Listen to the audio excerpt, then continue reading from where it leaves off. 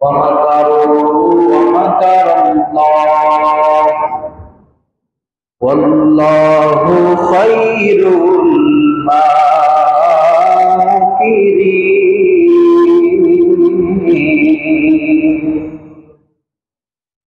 আল্লাহ তাআলা পবিত্র কালামুল্লাহ শরীফের ভিতরে জানায় দিয়েছেন যে মানুষ যে যতই কলা কৌশল আটকাক না কেন, বলে আল্লাহ তাআলার কৌশল সবচেয়ে বড়। সুবহানাল্লাহ।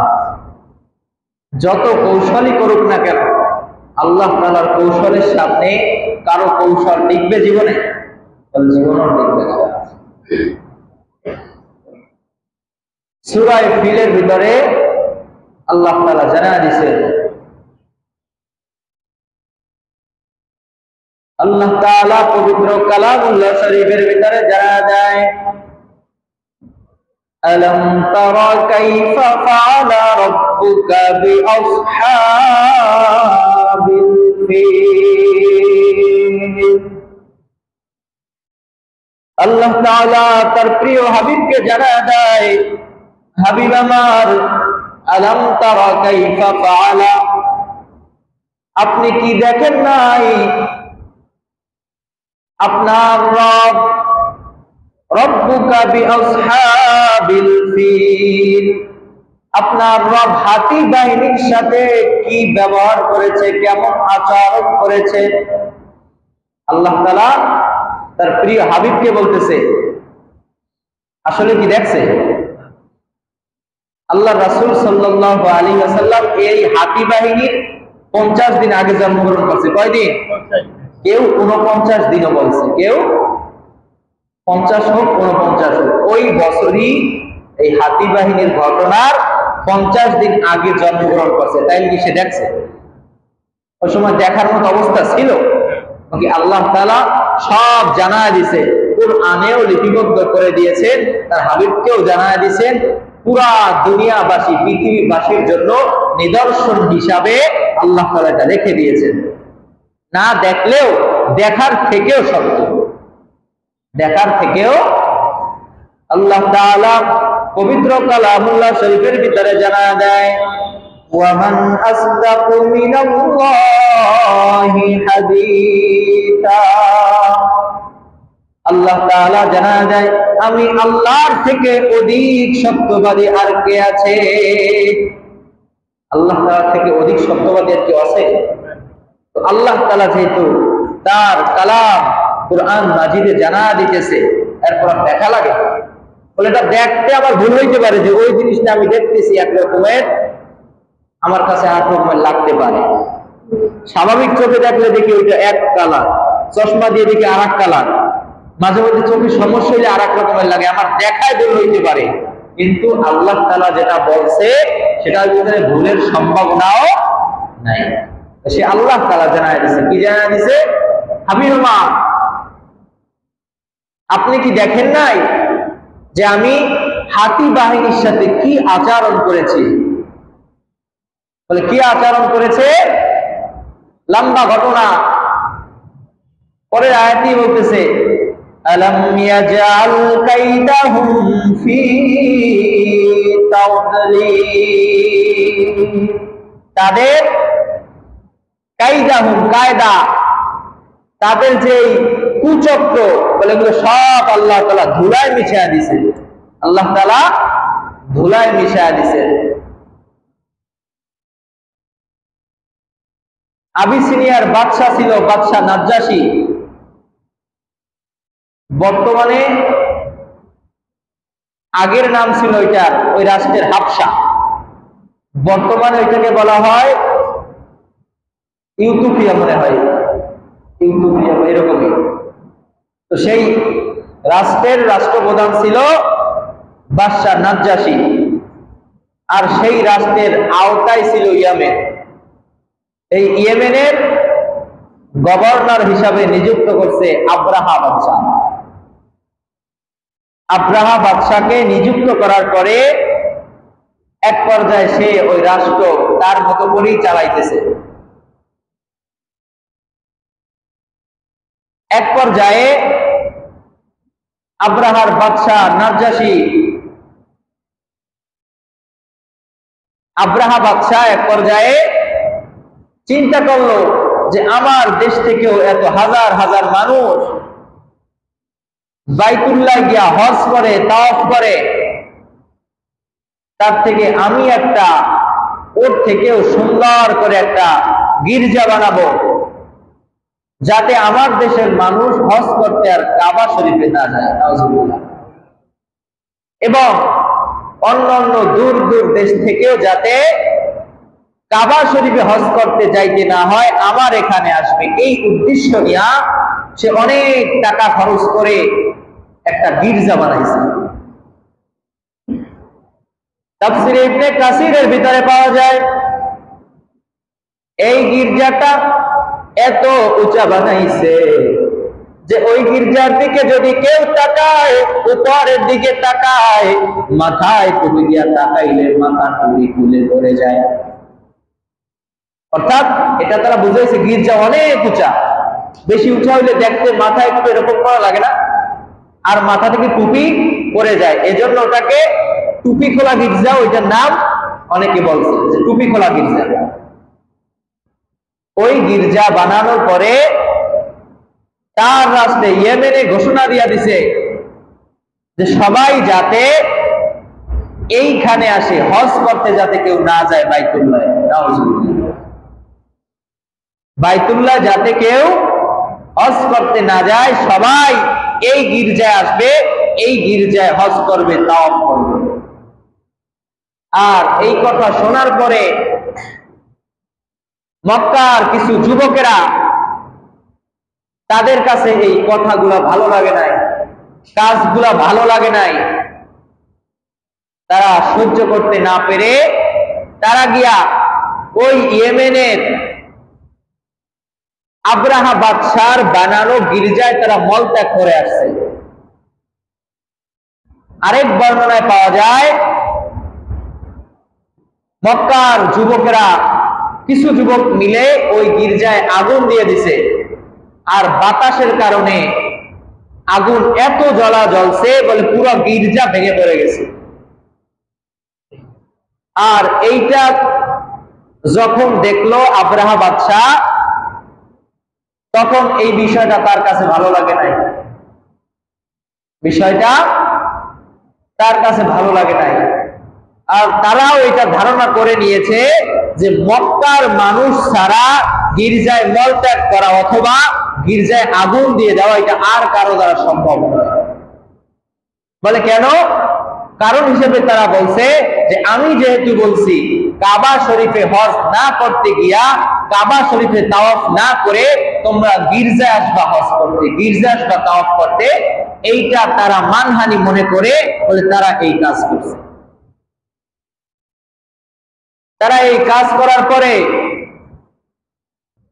আব্রাহা বাদশাহ তিনি তার অস্ত্র শস্ত্রের ভান্ডার নিয়া, তার সৈন্যবাহিনী নিয়া, হাতি দিয়া সুসজ্জিত করে তারা মক্কার দিকে রওনা দিছে যে বাইতুল্লাহ তারা ভেঙে ফেলবে, নাউজুবিল্লাহ। তার মধ্য থেকে তার হাতি বাহিনীর ভেতরে একটা হাতি ছিল অনেক মোটা, অনেক বড়। এই হাতিটার নাম ছিল মাহমুদ। এই মাহমুদ হাতিকে সামনে রেখে তাফসীর ইবনে কাসিরের ভিতরে পাওয়া যায় আরো 8টা অথবা 12টা হাতি ওটার সাথে সাজাইছে। তারপরে তার সৈন্যবাহিনী নিয়ে তারা ইয়েমেন থেকে রওনা দিছে, মক্কায় যাবে এবং কাবা শরীফ তারা ভেঙে ফেলবে। যাইতে যাইতে পথমধ্যে মক্কার এক গোত্র আসছে তাদেরকে ঠেকানোর জন্য, যুবকের এক বাহিনী বানায়া যে আব্রাহা বাদশাহ এবং তার দলের সাথে যুদ্ধ করে যাতে বাইতুল্লাহকে ভাঙতে যাইতে না পারে, ঠেকায়া দিবে, এজন্য তাদের সাথে যুদ্ধ করছে। কিন্তু এই যুদ্ধে তারা পরাজয় বরণ করছে এবং তাদের কিছু মানুষ তারা ধরে নিয়ে আসছে, বন্দী করে তাদের সাথে রাখছে। তার মধ্যে একজন ছিল নুফাইল। এবং আবার কিছু দূর যাওয়ার পরে আবার এক গোত্র আসছে, তাদের সাথে যুদ্ধ করে তাদেরকে ঠেকায় দেওয়ার জন্য কিন্তু তারাও পরাজয় বরণ করছে এবং তাদের থেকেও কিছু বন্দী করে নিয়ে যাইতেছে। আর নুফাইলকে তারা রাখছে তাদেরকে পথ চিনা নেওয়ার জন্য, যে কোন পথ দিয়ে আমরা মক্কা যাব, এই পথ চিনা নেওয়ার জন্য। যাইতে যাইতে যাইতে যাইতে যখন মুগামাস নামক স্থানে তারা গেছে, ওখানে তারা রাত্রি যাপন করছে। ওখানে রাত্রি যাপন করার পরে এই আব্রাহা বাদশার যে সৈন্যরা আছে, তারা মক্কাবাসীদের উট, গরু, ছাগল বলে এগুলো সব ছিনাইয়া নিয়ে আসছে। সেখানে আব্দুল মুত্তালিব আখরি নবীর দাদারও 200 উট ছিল। পরবর্তীতে আব্রাহা বাদশাহ তিনি মক্কার বড় লিডারকে এটা খোঁজ নিয়েছে। তাদের লোক দ্বারা খোঁজ নেওয়ার পরে জানতে পেরেছে যে বর্তমানে তাদের লিডার আব্দুল মুত্তালিব। আর আব্দুল মুত্তালিবকে যখন ডাকছে, আব্রাহা বাদশাহ কথা বলবে, ডাকার পরে আব্রাহা বাদশাহ বলতেছে, আপনার কিছু বলার আছে? বলে আমার বলার আছে। কি বলার আছে? বলে আমার 200 উট আপনার সৈন্যরা নিয়ে আসছে, আমার 200 উট ফেরত চাই। আব্দুল মুত্তালিব ছিলেন অনেক উঁচা লম্বা, দেখতে খুবই চমৎকার, বলে দেখলেই কেমন যেন তার উপর একটা সম্মান এসে যাইত। আব্রাহা বাদশাহ বলতেছে, আপনাকে দেখে যে আপনার উপর ভক্তি, শ্রদ্ধা, সম্মান আমার হইছে, আপনার উত্তরের কারণে সব সম্মান আমার থেকে চলে গেছে। বলে কেন? বলে আমরা আসছি আপনাদের কাবা ঘর, আপনার রবের ঘর ভাঙতে। আপনি আমার সাথে চুক্তি করবেন যে আপনি ঘরটা ভাঙেন না, উল্টা আপনি এসে আমার কাছে চাইতেছেন আপনার 200 উট ধরে নিয়ে আসছে, সেই উট যাতে আপনাকে দিয়ে দেওয়া হয়। তো আব্দুল মুত্তালিব বলতেছে, উটের মালিক আমি, কিন্তু কাবাঘরের মালিক আমি না।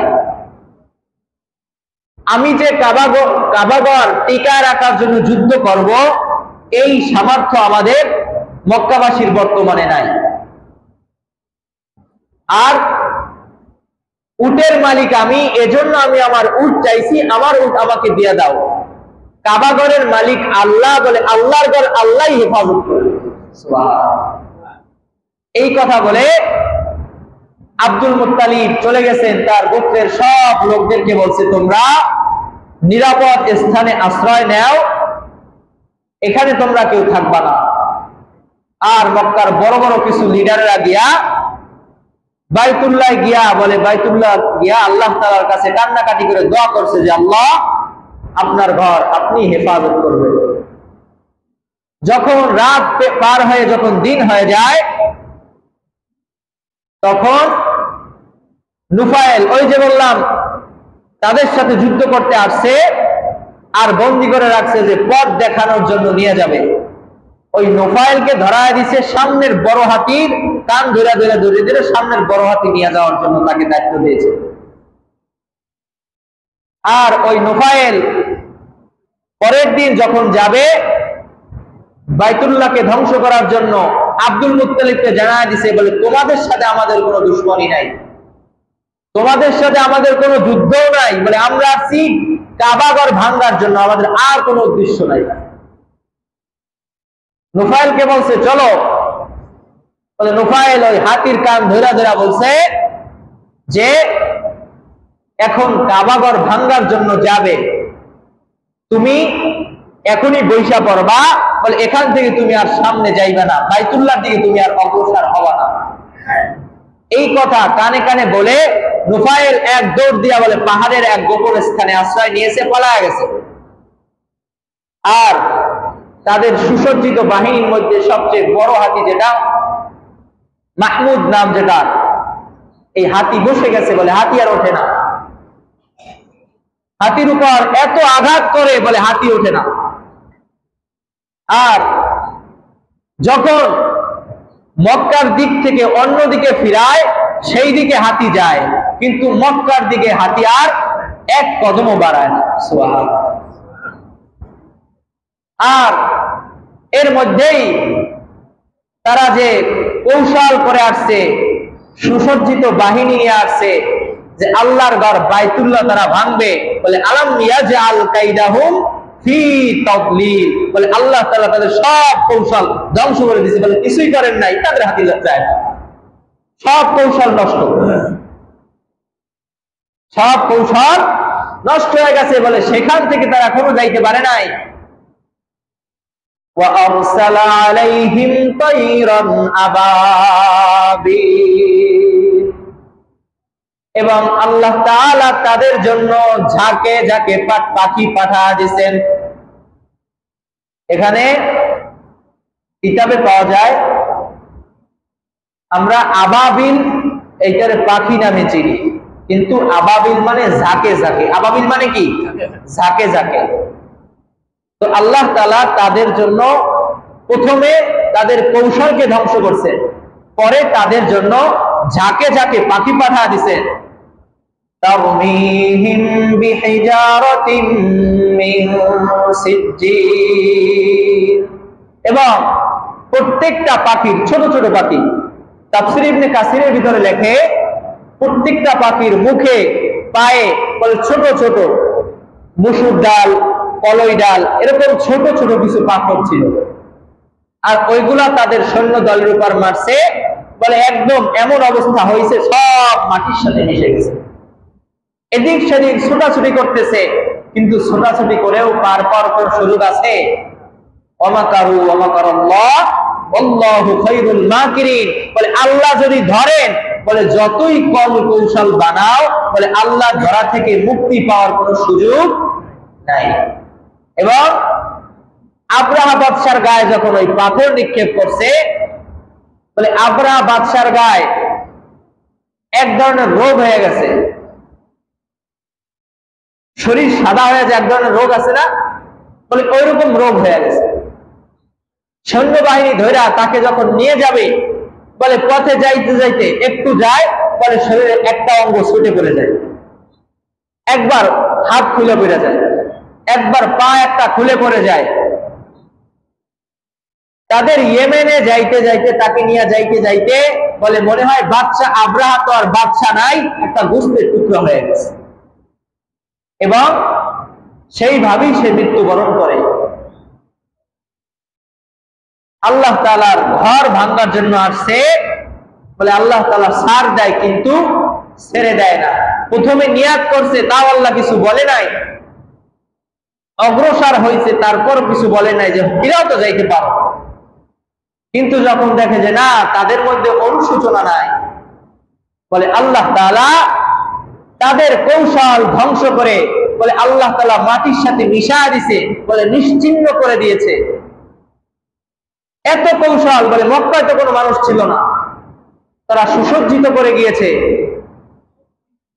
অস্ত্র শস্ত্রের ভান্ডার নিয়ে গেছে, উন্নত মানের প্রশাসন নিয়ে গেছে, তাদের জন্য মক্কার মানুষ খালি ছেড়ে তারা নিরাপদ আশ্রয়ে চলে গেছে, কিন্তু তারপরেও তারা বাইতুল্লাহর কোনো ক্ষতি করতে পারে নাই। তারা গেছিল বাইতুল্লাহর প্রত্যেকটা ইট তারা জায়গা থেকে খুলে ফেলবে, তারা বাইতুল্লাহর ইটগুলো সরায় ফেলবে, কিন্তু আল্লাহ তাআলার ঘর আল্লাহ তাআলাই হেফাজত করেছেন। এজন্য বলে যারা আমরা আল্লাহ তাআলার হুকুম বিরুদ্ধে চলি, হুকুমের বিরুদ্ধে চলি, তারাও কেমন যেন আল্লাহ তাআলাকে এভাবেই বিদ্যাঙ্গুলি দেখায়। বলে হয়তো আল্লাহ তাআলা আমাদেরকে এখনো ছাড় দিয়েছেন, কিন্তু ছেড়ে দিবেন না।